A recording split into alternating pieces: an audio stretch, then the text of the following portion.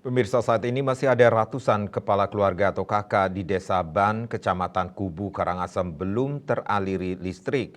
Agar bisa menikmati listrik, mereka terpaksa harus numpang menyambung kabel di tetangga terdekat.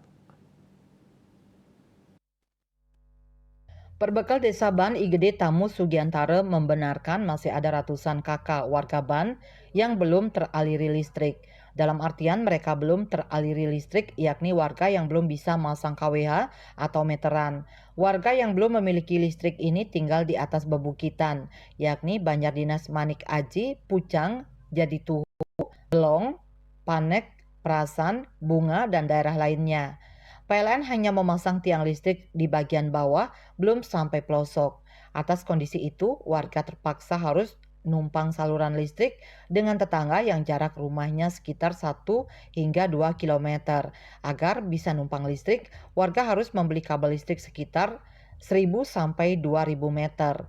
Bagi warga yang tinggal di atas bebukitan yang tak mampu membeli kabel, mereka terpaksa memakai lampu sentir. Pihaknya telah berkoordinasi dengan PLN permasalahan di Desa Ban. Dari PLN mengatakan belum ada proyek pemasangan instalasi listrik. Eka Parananda, Bali Pos melaporkan.